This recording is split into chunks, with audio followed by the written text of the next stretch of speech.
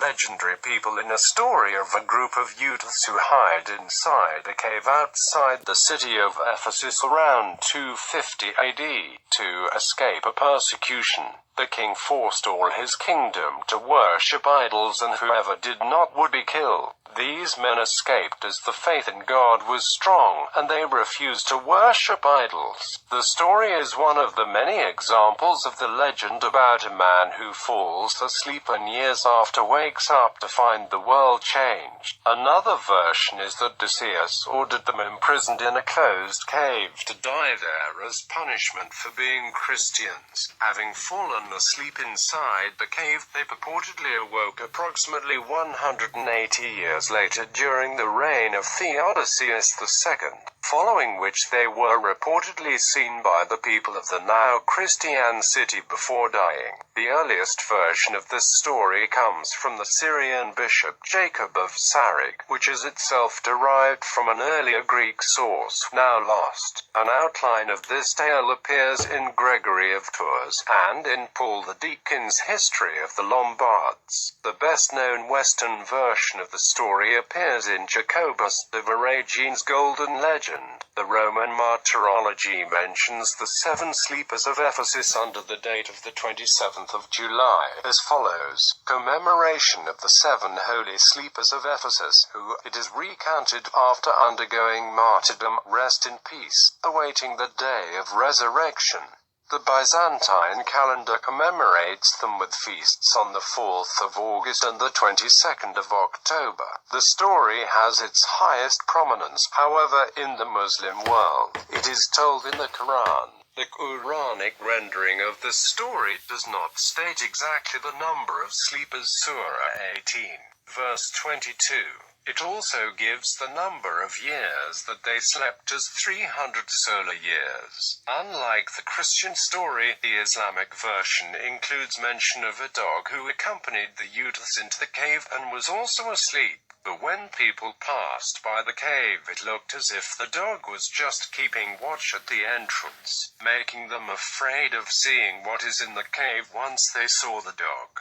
In Islam, these youths are referred to as the people of the cave. Christian interpretation. Story. The story alleges that during the persecutions by the Roman Emperor Odysseus, around 250 AD, 7 young men were accused of following Christianity. They were given some time to recant the faith, but chose instead to give the worldly goods to the poor and retire to a mountain cave to pray, where they fell asleep.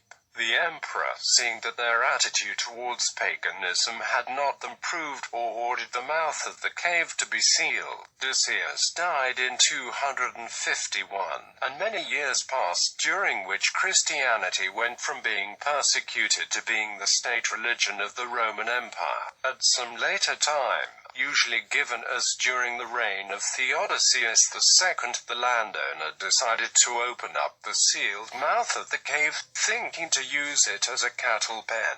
He opened it and found the sleepers inside. They awoke, imagining that they had slept but one day, and sent one of the number to Ephesus to buy food, with instructions to be careful lest the pagans recognize and seize him. Upon arriving in the city, this person was astounded to find buildings with crosses attached. The townspeople, for their part, were astounded to find a man trying to spend old coins from the reign of Odysseus. The bishop was summoned to interview the sleepers. They told him the miracle story and died praising God. As the earliest versions of the legend spread from Ephesus, and early Christian catacomb came to be associated with it, attracting scores of pilgrims. On the slopes of Mount Pion near Ephesus, the grotto of the 7 sleepers with ruins of the church built over it was excavated in 1927-28. The excavation brought to light several hundred graves dated to the 5th and 6th centuries. Inscriptions dedicated to the 7 sleepers were found on the walls of the church and in the graves. This grotto is still shown to tourists. Syriac origins. The story appeared in several Syriac sources before Gregory's lifetime. It was retold by Simeon Metaphrasts. The seven sleepers form the subject of a homily in verse by the Edessa poet Jacob of Saruk, which was published in the Acta Sanctorum, another 6th century version, in a Syrian manuscript in the British Museum, gives 8 sleepers. There are considerable variations as to the names. Dissemination. The story rapidly attained a wide diffusion throughout Christendom, popularized in the West by Gregory of Tours, in his late 6th century collection of miracles, De Gloria Martyrum. Gregory says that he had the legend from a certain Syrian. In the following century, Paul the Deacon told the tale in his History of the Lombards but gave it a different setting. In the farthest boundaries of Germany toward the west-northwest, on the shore of the ocean itself, a cave is seen under projecting rock, where for an unknown time 7 men repose wrapped in a long sleep. Quote, the dress identified them as Romans, according to Paul, and none of the local barbarians dared to touch them. During the period of the Crusades, bones from the sepulchres near Ephesus, identified as relics of the 7 sleepers, were transported to Marseille, France in a large stone coffin, which remained a trophy of the Abbey of St. Victor, Marseille. The 7 sleepers were included in the Golden Legend compilation, the most popular book of the later Middle Ages, which fixed a precise date for the resurrection, 478 AD, in the reign of Theodosius. Early modern literature. The account had become proverbial in 16th century Protestant culture. The poet John Donne could ask, were we not weaned till then, but sucked on country pleasures, childishly? Or snorted we in the 7 sleepers' den? Quote, in John Hayward's play called The 4pp, The Pardoner, a Renaissance update of Chaucer's Pardoner, offers his companions the opportunity to kiss a slipper of one of the 7 sleepers, but the relic is presented as absurdly as the Pardoner's other offerings, which include the great toe of the Trinity and a batik bone of Pentecost. Little is heard of the 7 sleepers during the Enlightenment, but the account revived with the coming of Romanticism. The Golden Legend may have been the source for retellings of the 7 sleepers in Thomas de Quincey's Confessions of an English Opium Eater. In a poem by Goethe, Washington Irving's Rip Van Winkle, H.G.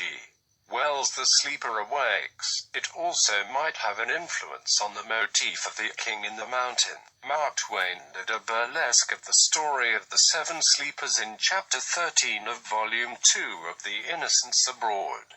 Modern literature. Serbian writer Danilo Kis retells the story of the 7 sleepers in a short story, The Legend of the Sleepers, in his book The Encyclopedia of the Dead.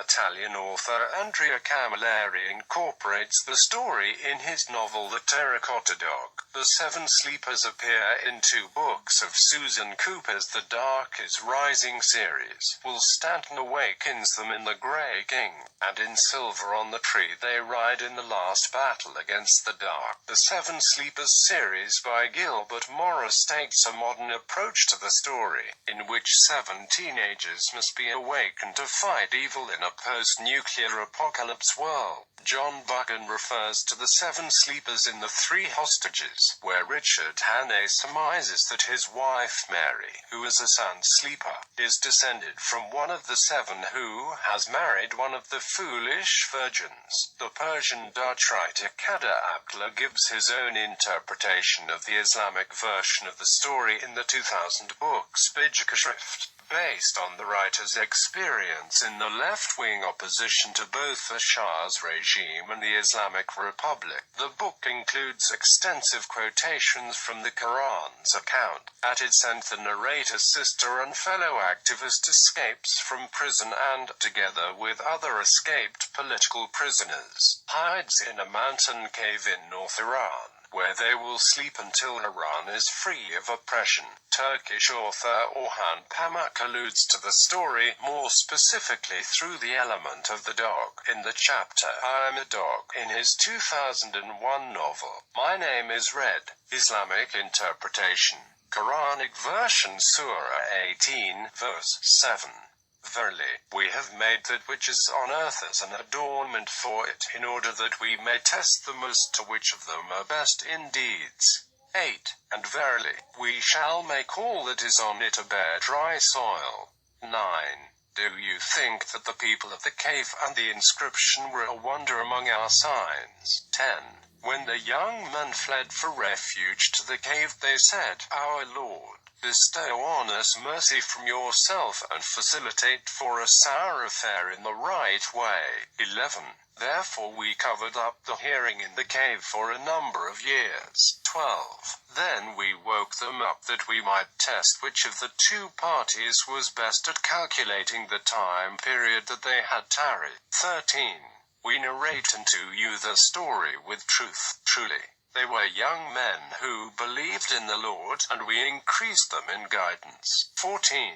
And we made the hearts firm and strong when they stood up and said, Our Lord is the Lord of the heavens and the earth. Never shall we call upon any deity other than him. If we did, we should indeed have uttered an enormity in disbelief. 15. These our people have taken for worship deities other than God. Why do they not bring for them a clear authority?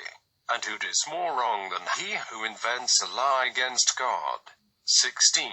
And when you withdraw from them, and that which they worship, except God, then seek refuge in the cave, your Lord will open a way for you from his mercy, and will make easy for you your affair. 17. And you might have seen the sun, when it rose, declining to the right from the cave, and when it set, turning away from them to the left, while they lay in the midst of the cave. That is of the signs of God. He whom God guides is rightly guided, but he whom he sends astray, for him you will find no friend to lead him. 18. And you would have thought them awake while they were asleep. And we turned them on the right and on the left sides, and a dog stretching forth his 2 forelegs at the entrance. Had you looked at them, you would certainly have turned back from them in flight, and would certainly have been filled with awe of them. 19. Likewise, we awakened them that they might question one another. A speaker from among them said, How long have you stayed? Quote, They said, We have stayed a day, a part of a day. They said, Your Lord knows best how long you have stayed. So send one of you with the silver coin of yours to the town, and let him find out which is the good lawful food, and bring some of it to you. And let him be careful, and let no man know of you. 20. For if they come to know of you, they will stone you and turn you back to the religion, and in that case you'll never be successful. 21. And thus we made the case known to the people, that they might know that the promise of God is true, and that there can be no doubt about the hour. When they disputed among themselves about their case, they said, Construct a building over them. The Lord knows best about them. Those who won the point said, We verily shall build a place of worship over them. 22. Say they were 3, the dog being the 4th among them. Say they were 5, the dog being the 6th. Guessing at the unseen. Say they were 7, the dog being the 8th. Say, My Lord knows best the number. None knows them but a few. So debate not except with the clear proof, and consult not any of them about the people of the cave. 23. And never say of anything, I shall do such and such thing tomorrow. 24. Except, if God wills, and remember your Lord when you forget and say, It may be that my Lord guides me unto a nearer way of truth than this. 25. And they stayed in their cave 300 years, and add 9. 26. Say, God knows best how long they stayed. With him is the secrets of the heavens and the earth. how clearly he sees and hears. They have no protector other than him, and he makes none to share in his decision and his rule. Islamic scholarly interpretation. The above-mentioned verses from the Quran are the only known Islamic source for this story. According to Muslim scholars, God revealed these verses because the people of Mecca challenged Muhammad with questions that were passed on to them from the Jews of Medina in an effort to test his authenticity. They asked him about young men who disappeared in the past, about a man who traveled the earth from east to west, Zulkarnain, and about the soul. The story parallels the Christian version, recounting the story of a group of young believers who resisted the pressure from the people and or king to worship others beside God, and took refuge in a cave, following which they fell asleep for a long time. When they woke up, they thought that they had slept for only a day or so, and they sent one of them back to the city to buy food. His use of old silver coins revealed the presence of these youths to the town. Soon after the discovery, the people of the cave died, and the people of the town built a place of worship at the site of the burial. The Quran does not give their exact number. It mentions that some people would say that they were 3, others would say 5, and some would say 7, in addition to one dog, and that they slept for 300 years plus 9, which could mean 300 solar years or 309 lunar years. The Quran emphasized that the number is known only to God and a few people. It is also explained by Islamic scholars that even after what is told in Quran, if people probe more, do not argue, and that the issues of number of men and years in the cave is not important, rather the wisdom of the lessons, including resurrection, that can be learned from it. Location of the cave and duration of stay. Muslims firmly believe in the story as it is mentioned in the Quran. However, some aspects of the story are not covered in its account, including the exact location of the cave. Some allege that it is in Ephesus, Turkey. Others cite a place near Iman, Jordan. Uyghur Muslims even suggest Jam, Turban is the location of the cave because they believe that place matches the Quran's description. The exact dates of their alleged sleep are also not given in the Quran. Some allege that they entered the cave at the time of Odysseus and they woke up at the time of Theodosius I to Theodosius II, but neither of these dates can be reconciled with the Quran's account of sleeping 300 or 309 years. Some Islamic scholars, however, assert that the 300 or 309 years mentioned in the Quran refers to periods of time alleged by those telling the tale, rather than a definitive statement by Allah as to how long they were actually there. This difference can be of solar and lunar years. In southern Tunisia, a masjid of Chenini is called Masjid of the Seven Sleepers, where the sleepers are allegedly buried. In the surroundings of the masjid, some uncommonly large tombs are visible. It is a popular belief that during the long sleep they did not stop growing, so when they woke up they had become giants. Other Tunisian places where the Seven Sleepers cave is located are Mides, Toza, Al-Udiyan and Talalat. According to the traveler Abu Salim al-Ayyashi, the place where they lie is a mountain over the village of Digash. Another place where popular beliefs locate the Seven Sleepers is Zefun in Kabylia, where a legend collected by Auguste Mulieres speaks of 7 shepherds who fled into a cave trying to escape the persecution of Odysseus and slept 40 years there. According to this version, they did not realize that the sleep was for long and decided to get back to sleep. Accordingly, they are reputed to be still sleeping in a bush difficult to reach an hour's walk east of Zefun.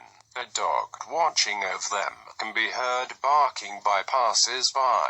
A mosque of the Seven Sleepers also exists in the Algerian village of Nagaos, but here the legend is somewhat modified, since the tradition speaks of 7 people living there in historical times, who mysteriously disappeared and were miraculously found asleep many years later by the pious Sidi Qassem. who consequently ordered that a mosque be built in that place. It should be noted, however, that the mosque itself incorporates some columns of Roman age with two inscriptions mentioning Trebonianus Gallus, the successor of Decius. Linguistic derivatives. The legend of the seven sleepers has given origin to Susavaras Ivsova, used in Swedish, Norwegian and Danish to refer to the seven sleepers of Ephesus.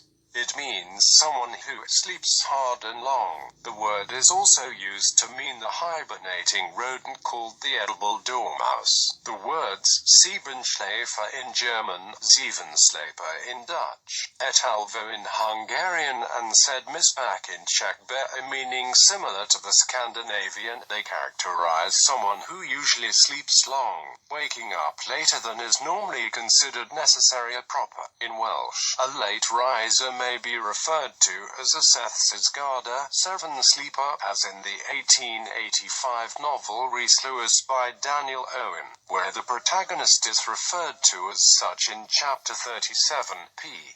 294. This has the double meaning of one who wakes at 7, well into the working day in a Welsh rural setting. In the Middle East and specifically in Syria, people say, which can be translated as, may you sleep like the people of Ephesus.